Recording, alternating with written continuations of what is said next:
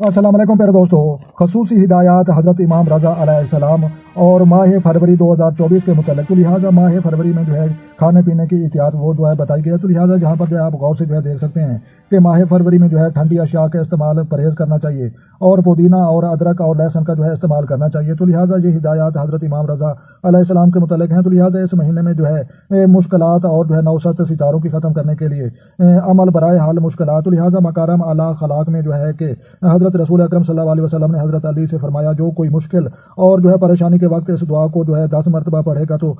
اس کی جو ہے مشکل میں حل ہو جائے گی۔ تو لہٰذا بسم اللہ الرحمن الرحیم لا حول ولا قوۃ الا باللہ العلی العظیم ایاک نعبد و ایاک نستعین برحمتک یا ارحم الراحمین۔ تو لہٰذا آپ نے جو ہے یہ دعا بھی فروری کے مہینے میں جو ہے یہ پڑھنی ہے اور کھانے پینے میں جو ہے احتیاط وہ بھی رکھنی ہے، زیادہ ٹھنڈی چیزوں کا استعمال نہیں کرنا اور اس کے علاوہ جو ہے پودینہ اور ادرک کا جو ہے اپنی سلاد میں استعمال کرنا ہے اور زیادہ فروٹ استعمال کرنا ہے اور کچی سبزیوں کا استعمال کرنا ہے اور تیز مرچ مصالحوں سے جو ہے آپ نے پرہیز رکھنا ہے اور سادہ خوراک کا جو ہے آپ نے استعمال کرنا ہے اور صبح کو جو ہے آپ نے 70% اور دوپہر کے وقت